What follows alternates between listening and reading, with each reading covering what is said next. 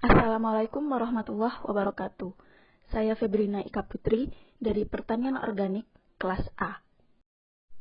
Pada kesempatan kali ini saya akan menyampaikan tugas akhir praktikum pertanian organik mengenai penilaian visualisasi kesuburan tanah. Berikut merupakan outline pembahasan untuk ke depan. Yang pertama ada kesuburan fisika tanah, ada kesuburan kimia tanah, biologi tanah, dan investasi gulma. Praktikum ini dilaksanakan di lahan pertanian tumpang sari tanaman pisang, Musa acuminata, dan cabai rawit, Capsicum frustensis, Kabupaten Padang Pariaman, Sumatera Barat. Berikut merupakan hasil pengamatan visualisasi kesuburan fisika tanah. Yang pertama pada perbandingan kekeruhan. Didapatkan hasil bahwa sampel A1 untuk tanaman pagar lebih jernih dibandingkan sampel B1 pada tanah bedengan. Tanah dengan air yang paling keruh menandakan tingkat erosi yang tinggi.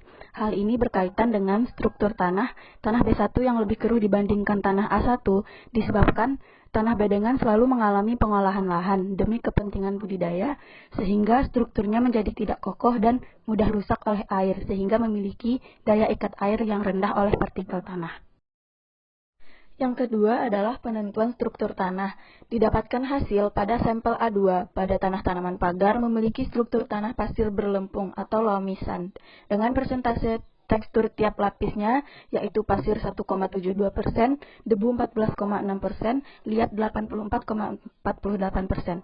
Pada sampel B2 tanah bedengan memiliki struktur tanah pasir berlempung loamy sand dengan persentase tekstur tiap lapisan yaitu pasir 0,77%, debu 13,9%, dan liat 85,27%. Yang ketiga adalah penentuan bahan organik.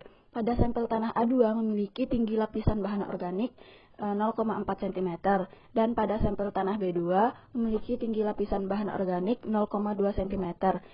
Untuk mencari persentase lapisan bahan organik, terlebih dahulu ditentukan nilai TG.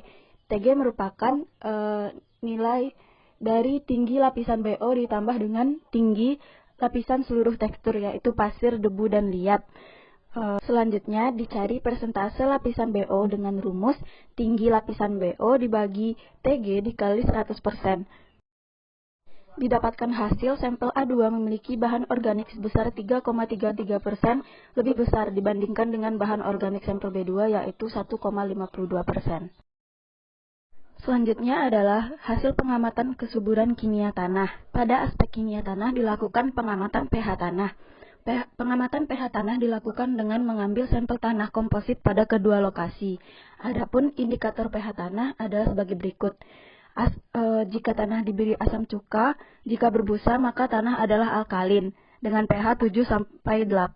Jika tanah tidak bereaksi maka dilanjutkan dengan memberikan baking soda. Sebelumnya diberi dulu dengan aquada sampai menjadi lumpur.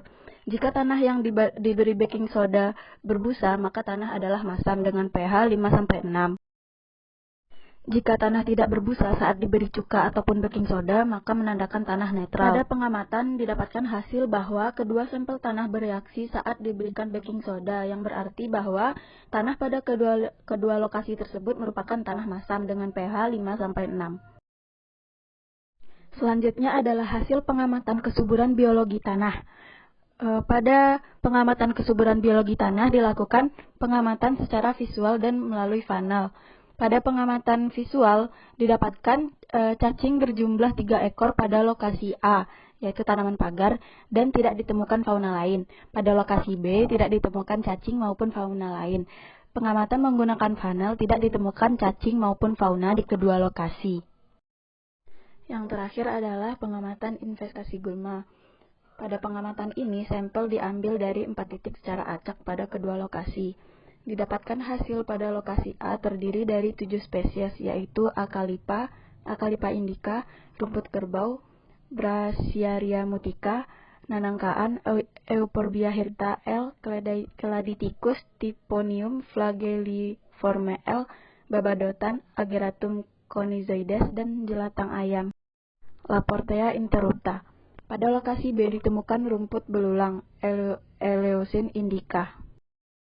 Kesimpulan dan rekomendasi dari praktikum ini yaitu untuk kesuburan fisika tanah, tanah dengan tekstur pasir berlempung direkomendasikan untuk adanya penambahan bahan organik, dapat berupa pupuk kandang, pupuk hijau, dan kompos. Menurut Fitriana et al. 2016, pengaplikasian pupuk kandang dapat meningkatkan bahan organik, yang dapat meningkatkan aktivitas mikroorganisme tanah, sehingga dapat memperbaiki sifat fisik tanah dan meminimalisir bahaya erosi, yang dapat meningkatkan kesuburan tanah. Untuk kesuburan kimia tanah, tanah yang masam dapat diperbaiki dengan cara melakukan pengapuran.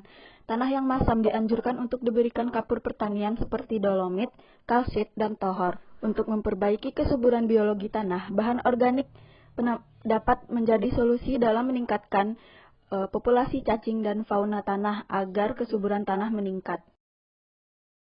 Berdasarkan kondisi lokasi A dan lokasi B dapat direkomendasikan untuk melakukan pengendalian gulma secara berkala dengan cara pencabutan gulma, pengaplikasian mulsa yang dapat menghambat pertumbuhan gulma, pengolahan tanah, dan pengaplikasian herbisida. Sekian presentasi hasil praktikum pertanian organik dari saya, semoga bermanfaat. Assalamualaikum warahmatullahi wabarakatuh.